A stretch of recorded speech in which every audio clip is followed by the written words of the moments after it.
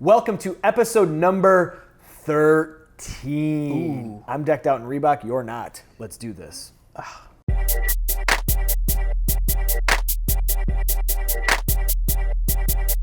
Feeling lucky, Dave? Yes. What's with the no Reebok gear right now? This is not, this is a no-name shirt. A no-name. Yeah. I like it. Yeah, so I've got some Reebok gear on order because they still haven't sent me any. We'll work on that. I have my shoes, my shorts, my shirt, my hat. I'm ready to go. You're looking good, man. Trying to please our audience. Yeah, well. Someone's got to do it, right? There's no harm in What are we talking about today? What we have here. Can I drink alcohol and still lose weight? Who sent that in? I don't know, but yes. That's all for today. Still can, right? Yeah, the simple answer is yes. Very good question, actually. This could get down many different rabbit holes. Oh, yeah. And I would say before we even get into it, as a fitness professional, as a trainer, even though we did it in episode 10, we had a nice little shot celebration. Oh, that's right, yeah. I would caution on alcohol. You don't really need it. At the end of the day, if you can avoid having it, it really doesn't serve much of a purpose. It's like that fourth macronutrient that's kind of an empty. I hate using that term. But it's not a nutrient, so we can't call it a macronutrient. So it's just kind of there. So you don't really need it. But if you do choose to go to a happy hour, if you do choose to have some alcohol, you might want to know kind of what's going on with it, how your body reacts to it, and then what might be a better drink versus not. And I'll also film a really long one in the near future about alcohol, but I think we could really, let's hammer this out. Yeah, so how do you want to approach this first? So a lot of science here. Yeah, I mean, let's start with just saying, I mean, you could go into all beer. You want to start by drinking? Ooh, that's actually a good idea. E40 special, we have not had it before. Maybe we'll crack it at the end. Yeah. Let's talk real quick here about alcohol in a sense. When you eat it, or drink it, I should say, you don't eat it. When you drink it, your body, it's going to be processed differently in your body than, say, normal food. Your liver is going to... It's a poison, essentially. Yeah, it's like a toxin, I guess you could say. Yeah. So your liver is going to go on overdrive, and your liver is going to try to funnel that out of your system or get it out as quick as it possibly can. And while it does that, anything else that you kind of consume at that time is not going to get the attention needed that it typically would if there was no alcohol in your system. Right. And that could sit for how long? I mean, anywhere from...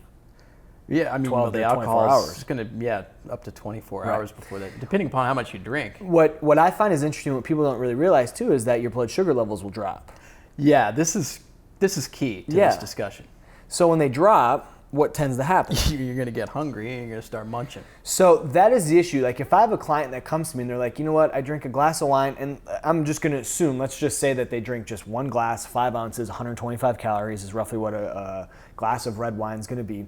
I had a glass of red wine today. Did you? Yeah, 11 a.m. We don't condone anything before noon in this household. Sorry. Unless it's a birthday or a holiday. It was a birthday. Getting back to the point here, red wine. If someone was to have a glass of red wine every night, that 125 calories, and they're having trouble losing weight, it's not necessarily that red wine that's causing the drastic issue. It's 125 calories that's going into your system. Yes, it may be processed differently, but you have to take an overall look at your diet. If your goal is to have a glass of red wine every single night, then you're going to have to reduce your caloric intake from somewhere else throughout the day so that you can be in somewhat of a deficit to lose that weight.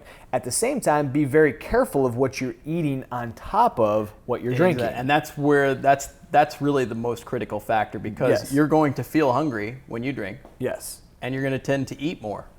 I mean, how many times do you go out to eat, or not even out to eat, but you go out to have some cocktails with some friends, and all of a sudden the appetizers come, the main course. Those nachos look really good. Exactly, right? And that stuff adds up, and then as we mentioned, now all of a sudden your body's processing the alcohol, the food's just going to sit there, and you're going to end up storing, or essentially the opportunity to store more body fat.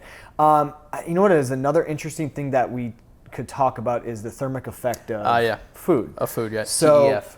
Yeah, so basically there's 3-4 ways that you're going to burn calories on a daily basis. The first one is your basal metabolic rate. Yep. Your second one is the thermic effect of energy.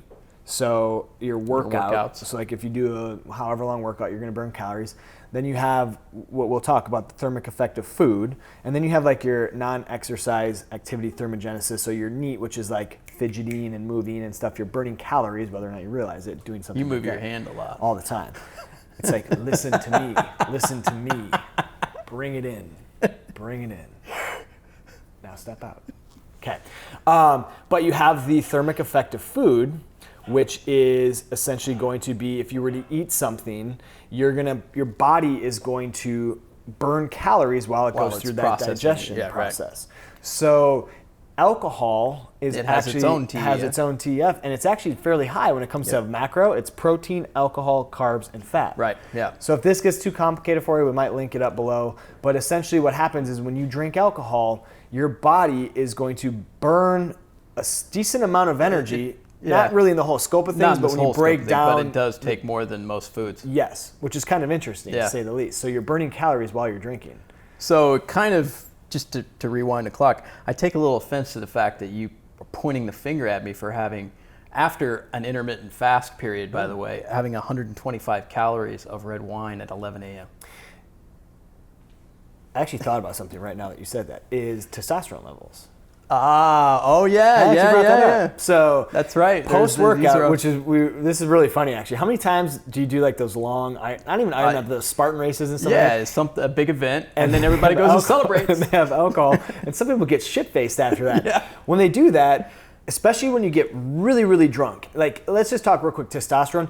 If you have like a glass of wine a night, or if you have a beer every night for a guy, you're not really going to drastically Or at 11 a.m. Yeah, you're not really going to drastically reduce your testosterone levels. Right. If you get done with a workout and go get shit-faced afterwards, that can have somewhat of a significant impact on your testosterone levels.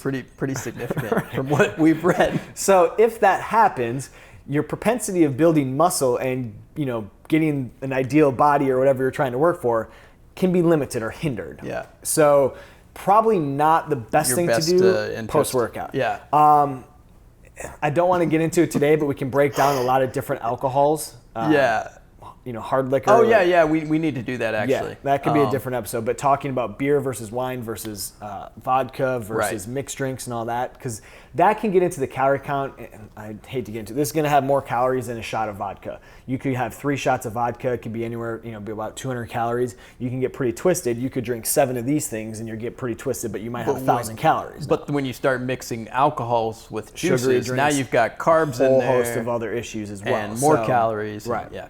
So we need to film another. Yeah, we need to do that because this could go down a rabbit hole. We want to talk a little bit more specific about the calories and the content in alcohol as well. Probably going to generate a bunch more questions.